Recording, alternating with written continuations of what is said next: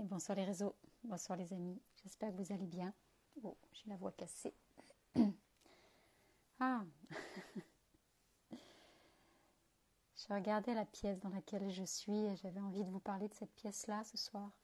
J'avais envie de vous parler de ce qui se passe là dans mon environnement direct, ce que j'ai sous les yeux. Donc, je suis dans cette maison, dans la maison de mes parents, pour quelques jours. Et je suis arrivée avec tout la voiture pleine en fait de mes affaires personnelles, de mes affaires de travail, tout ça. Alors même si c'est pas du gros volume, ça fait vite les affaires rien que le quotidien. Et là en fait je suis dans une chambre qui est pas petite, hein, elle doit faire 15-16 mètres carrés. Donc il y a du volume. Mais dans cette pièce-là, j'y fais tout en fait. J'y dors, j'y travaille aussi. Il y a un bel espace bureau. Et puis il y a toutes mes affaires qui sont là. Toutes mes affaires qui sont là autour de moi. Et alors j'ai beau me dire tu touches le moins possible pour qu'il n'y ait plus qu'à charger à nouveau tes affaires à la fin de la semaine dans ta voiture, mais en fait j'ai besoin de fonctionner moi dans mon quotidien, comme nous tous. Et donc j'ai besoin à la fois de mes affaires de travail, j'ai besoin de mes affaires personnelles, j'ai besoin de mon linge, j'ai besoin de tout ça. Et donc au fur et à mesure, les valises, les sacs s'ouvrent et ça se répand partout dans la pièce. Alors je regardais ça tout à l'heure, en fait, là je suis en train de balayer du regard, mais c'est un sacré souk. Et en même temps, je ne suis pas une adepte, moi, du rangement, tout azimut. J'ai tout azimut, j'aime bien les maisons vivantes, en fait. J'aime bien. Et je me disais que là, cette pièce-là, elle reflète exactement ce que je suis en train de vivre, en fait. Elle reflète ce moment de transition, donc c'est le bazar. C'est le bazar dans ma vie, c'est le bazar dans ma tête, c'est le bazar dans la pièce dans laquelle je vis, donc dans laquelle je suis, parce que je ne suis pas cantonnée dans cette pièce-là, mais en tout cas, j'y passe beaucoup d'heures. Et donc, c'est le bazar ici aussi. Je me disais, bon, c'est assez normal, en fait. C'est assez normal que ça se manifeste de cette façon-là. Et je me disais que, voilà, sur un temps court, c'est OK, en fait. Sur un temps court, c'est tout à fait OK d'être en tout cas pour moi, d'être dans cet univers-là, parce que là, je vous dis, il y en a partout, hein. Pendant la journée, mon lit devient une antenne de mon bureau. Il y a de tout dessus. Il y a du linge, il y a mon courrier, il y a mes affaires de travail. Il y a moi. Ah, là, je suis en train de vous faire ce live assise sur mon lit. Je vois mon ordi. Je vois. Il y a des trucs partout. Voilà. Et en même temps, c'est la bibliothèque de mes parents ici. Donc il y a beaucoup de livres. Et je me disais, je regarde en fait comment les affaires se sont déployées, comment elles sont sorties de mon sac, de mes sacs, et comment elles se sont réparties dans la pièce. En fait, il y a de l'ordre, il y a de l'organisation plutôt. On ne va pas parler d'ordre, mais il y a de l'organisation dans la façon dans mon bordel en fait. Il y a de l'organisation dans mon bordel, c'est-à-dire que en très très peu de temps, je sais exactement où chercher quoi si j'en ai besoin. Et en fait, il y a des zones qui se définissent dans l'espace, des zones avec les trucs, ça c'est bouclé, on touche plus, des zones avec ça c'est le bordel, et puis on s'autorise encore à ce que ce soit le bazar, des endroits où ça va être plutôt des produits cosmétiques, le linge il est plutôt là-bas. Et en fait, on crée de la structure, quand on est dans des zones comme ça qui peuvent paraître inconfortables en apparence. Coucou Marie-Christine. Quand on est dans des espaces où ça peut paraître inconfortable en apparence, en fait, on va vite, très très vite, se créer de nouveaux repères. Et souvent, c'est inconscient, on ne s'en rend pas compte, mais on crée de la structure, ouais, là où c'est du flou, en fait, là où il y a plein de flou partout. Euh, le corps a besoin de se repérer dans l'espace avec des des habitudes, en fait, et les habitudes peuvent se créer très très vite. Et c'est quelque chose que j'avais identifié aussi dans ma vie nomade. À chaque fois que j'arrivais dans une ville nouvelle, donc dans un territoire complètement inconnu ou un quartier nouveau, ça peut être ça aussi, ou un nouveau logement, très vite, en fait, dans cet endroit où tout est inconnu, dans cet endroit où tout est, on peut dire, dans le flou, euh, j'avais l'habitude de repérer très très vite, de mettre 2, 3, 4 points de repère dans l'espace géographique, en fait, assez vite. Et ça se faisait spontanément. Ça peut être repérer les endroits où je vais faire mes courses.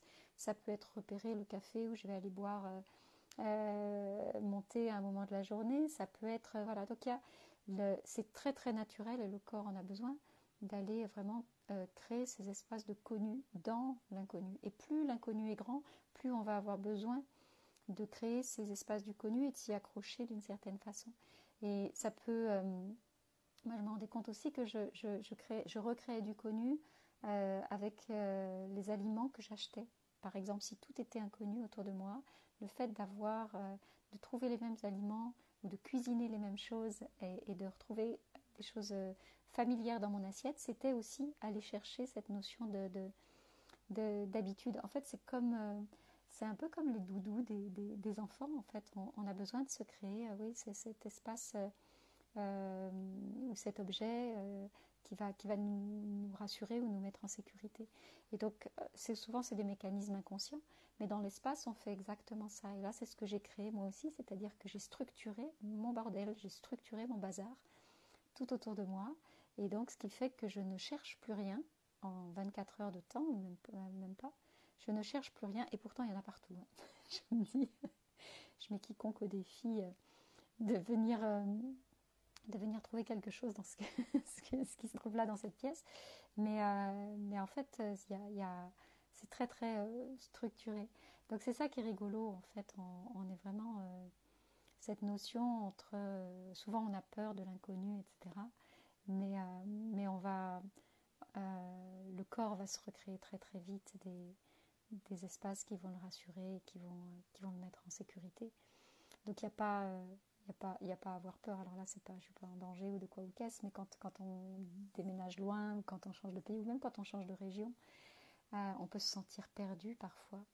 Mais en y allant step by step et en se recréant chaque jour une nouvelle habitude ou en apportant un élément dans son fonctionnement qui va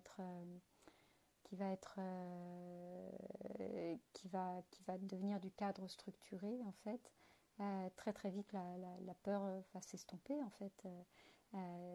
Donc il n'y a pas, quand on connaît le mécanisme, il n'y a pas lieu en fait de la laisser, de la fuir ou de l'éviter. Voilà, le changement passe toujours aussi par ces périodes de transition qui sont des moments de flou, qui sont des moments de bazar et qui peuvent se manifester dans la matière ou pas. Mais voilà, on va rarement, j'ai envie de dire, passer du connu au connu. On va toujours recréer quelque chose de nouveau. Même là où moi je reviens sur un territoire que je connais, en fait, je ne sais pas qui je suis dans cette situation-là qui est nouvelle. Je ne sais pas ce que je vais avoir envie de vivre sur ce territoire. Donc, il y a des éléments qui sont là, qui font partie du connu, et pourtant, c'est le bazar autour de moi, et c'est le bazar aussi dans ma vie.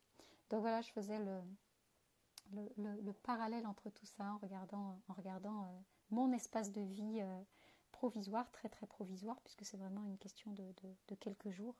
J'ai hâte maintenant, enfin j'ai hâte, non, je ne sais pas vraiment de la hâte parce qu'il n'y a pas d'urgence, mais j'ai envie plutôt d'aller rencontrer cette nouvelle maison dans laquelle je vais m'installer là à partir du week-end prochain. Et j'ai envie de faire connaissance avec elle. Donc, il n'y a pas d'urgence, mais je sens que ça se rapproche. Et je sens que c'est le moment. Donc voilà. Je ne peux pas y aller plus tôt parce que j'ai des rendez-vous toute la semaine, en fait. Et que changer de lieu, ça demande de l'énergie et ça demande du temps aussi. Alors, en même temps, c'est pas... quand je dis ça, je voudrais pas qu'il y ait... la croyance derrière qui est que que c'est compliqué en fait.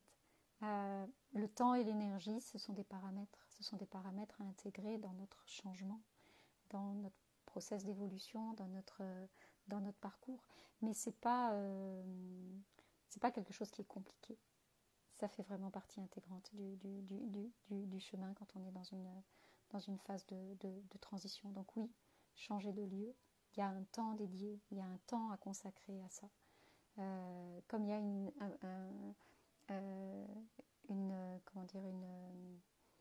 un volume d'énergie, en tout cas une quantité d'énergie à déployer aussi pour ça. Parce que quand le corps n'est pas justement dans des habitudes, quand il est dans des zones inconnues, il déploie beaucoup plus d'énergie.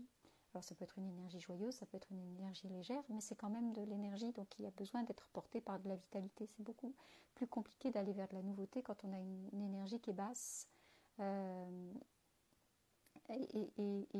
Ce changement de lieu, ou cet élan vers quelque chose de nouveau, ouais, ça nécessite une quantité d'énergie. Alors c'est pas, voilà, après c'est comme une dynamo en fait, ça se charge, ça s'auto-charge. C'est-à-dire que le changement donne aussi de l'énergie.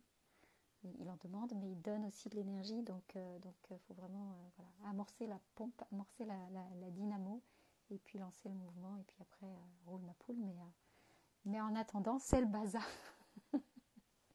C'est le bazar. Et ça va être le bazar jusqu'à la fin de la semaine.